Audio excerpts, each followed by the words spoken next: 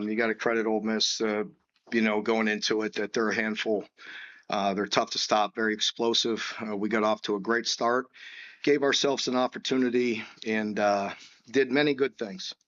But certainly, we all will look at a lot of the negatives and a lot of things that we need to get fixed and get cleaned up. And you know, quite frankly, are some of them are inexcusable. So, that's on us. I love the fight of this team, and I love how hard they play. We need to be competitive in every snap, and there's areas where I still need us to improve in that area, and there's other areas where guys were super, scrappy and very competitive and made a lot of good plays. So just it's early in the year, and we have a lot of football ahead of us. That's a good thing, and I like this team. I like the way they fight and scrap, and we'll improve.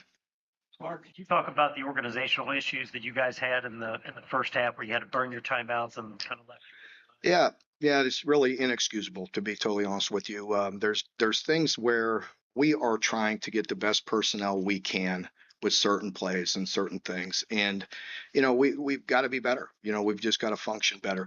There were issues that we had in our communication on the sideline and with the quarterback here and there with his communication device, but there's no excuse for it. Not all of it. You know what I mean? So that's on us and put it all together, and it was messy, but there's operationally, we've been very smooth.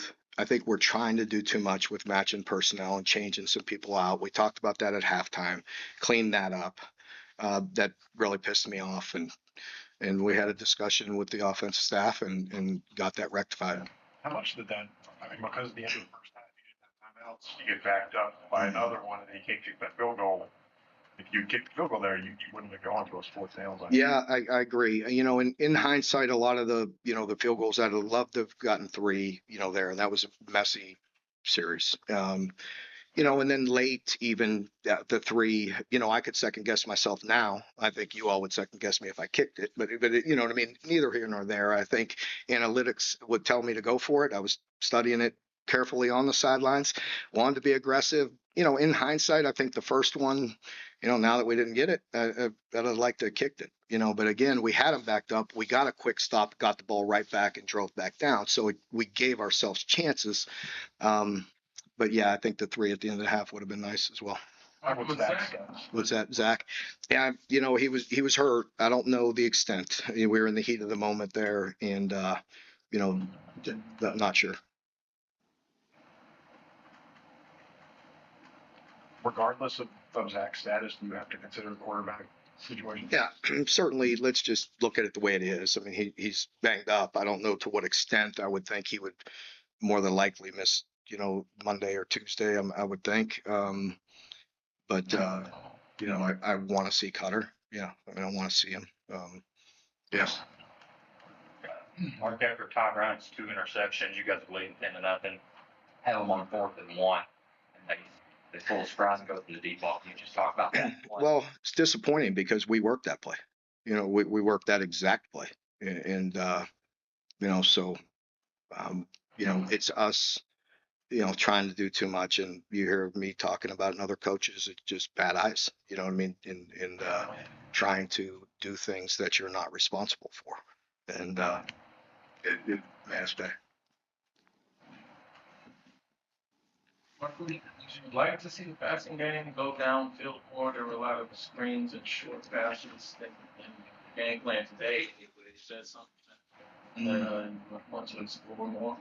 mean, yeah, we always do. I mean, again, in the last game, we didn't complete very many, but we had 5 shots down the field, and today we had our shots as well. And I want to say the first play of the second half, we had an opportunity. He took the tight end and got maybe 7 yards, but I thought we had to post for a big gainer. And it was played there, it was called there. It's called throughout the game. You just not always seeing it. What did you think about how your defense kept up with Ole Miss's tempo? Yeah, I thought we handled that part of it very well, operationally very well. Obviously got off to a good start. We were disruptive and changing looks. We were too soft in coverages, giving them some easy access throws.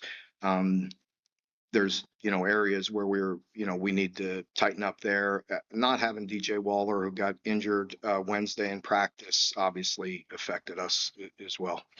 Seth and Kendrick really seem to provide some sparks on offense. How can we see them kind of implemented more, touching the ball more going forward? Yeah, we had some plays and some touches, some of the screens that you mentioned, some other things for Kendrick, trying to get him some touches and going.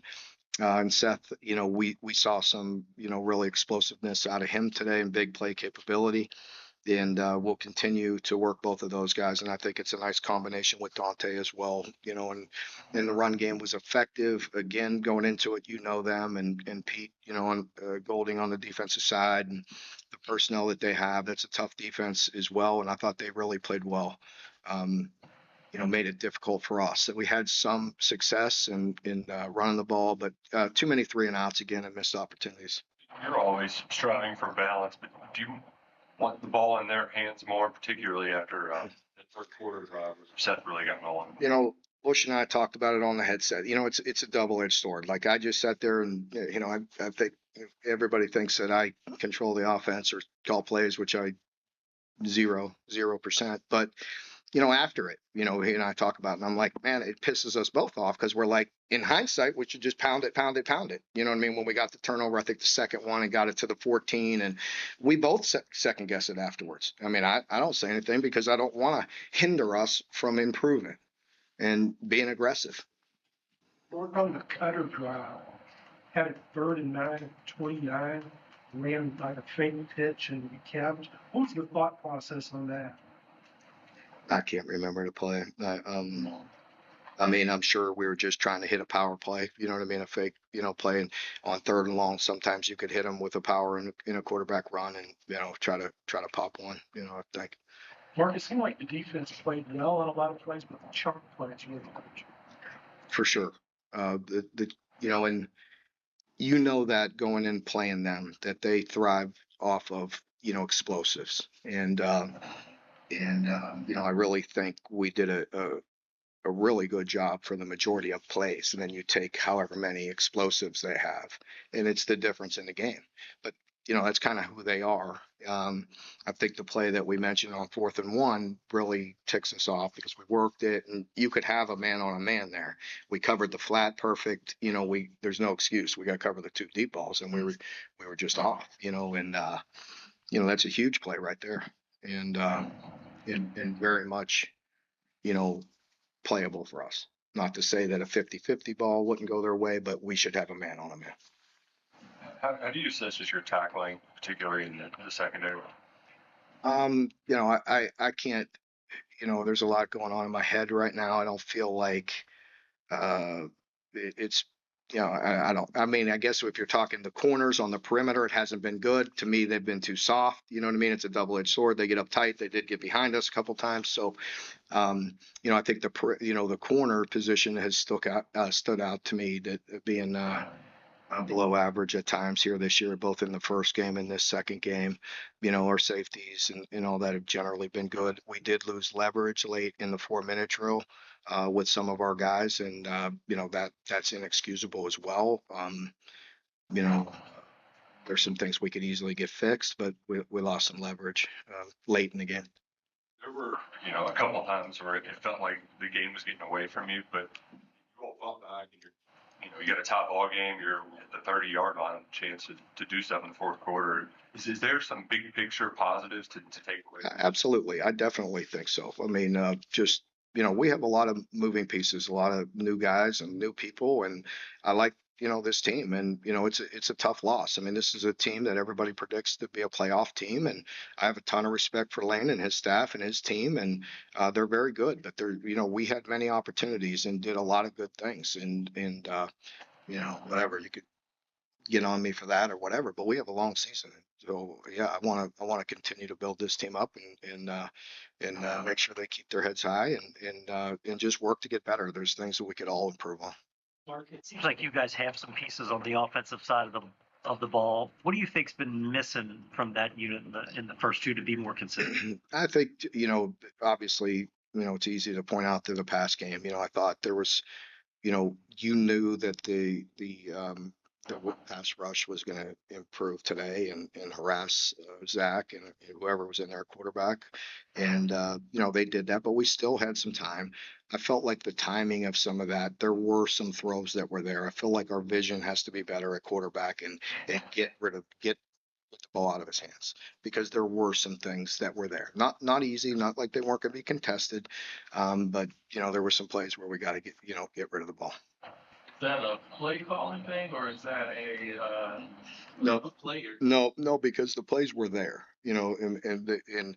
and again, not easy and not wide open or things like that nature. But when you drop back and pass and you got to throw the ball, and some of it was there. And listen, it's not easy. Those are big guys coming at him, and you don't know what the vision's like and what his windows are like. But as we're looking at, 'cause I was interested in that, and Bush was, and we were looking at that, and I was looking at that after in between series, and there were some opportunities there that we got to be more efficient.